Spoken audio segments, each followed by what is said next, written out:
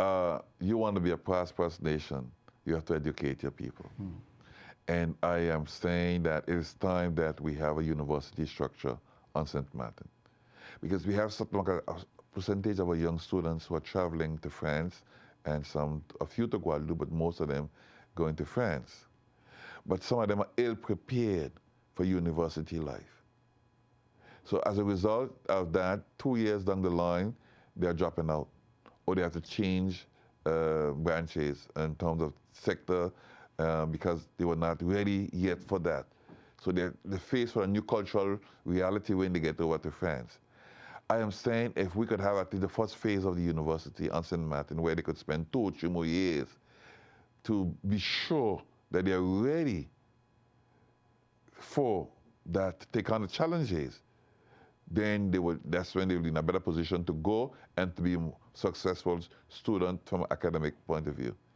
Such is not the case today. So we have a lot of high school or university dropouts on St. Martin, and it's not in the best interest of the country because now more than ever, we need our homegrown thinkers, like I said previously. We are not having the doctors that we used to have before.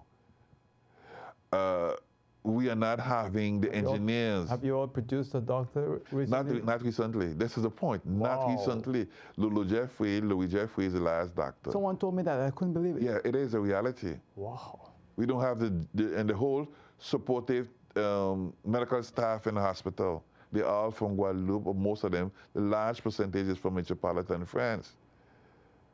I'm a teacher for the last 35 years. We represent less than 8% of the teaching staff. And we have over 800 teachers in the school system. And we are less than 8% of that teaching staff. That's good. Look at the prefecture. We have over 40 people, administrative people working at the prefecture, state service. We have 2 St. Martiners, all 38.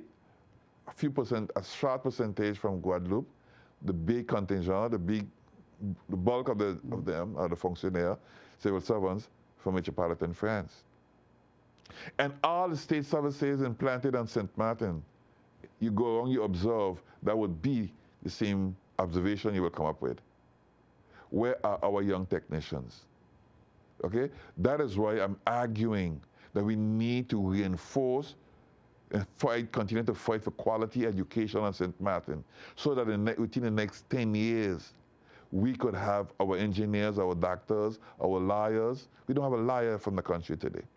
When was the and there are over 20-something lawyers on the island of St. Martin. So what was the last lawyer? The last lawyer was Albuic, the late Albuic Richard's son.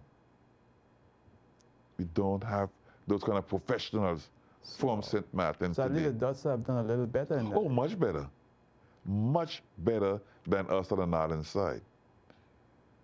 And we don't have professionals. We don't have an architect, St. Martin, a young St. Martin architect.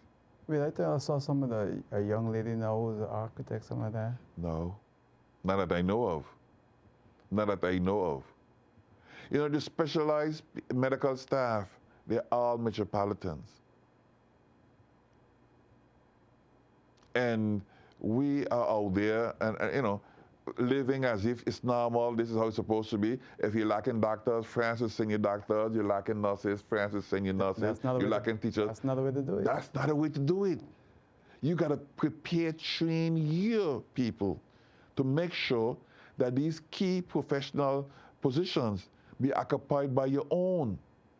And this would be my battle, my struggle, my fight. Because that's how we can grow as a country and be proud because we are in charge, we are making decisions. But when you have to rely and follow, again, let's go back to the collectivity, the administrative services or the technical services of the collectivity. All the 1 or 2 engineers that are there, they are metropolitans. We don't have qualified engineers in there. And now we're talking about a whole investment program, so which means a lot of infrastructural development have to take place within the next 3 or 4 years. But who are the engineers to design the buildings? right now, the Territorial Council, the Executive Council, which I'm a member also of the Executive Council, voted a deliberation to approve the construction of a secondary school in the Savannah.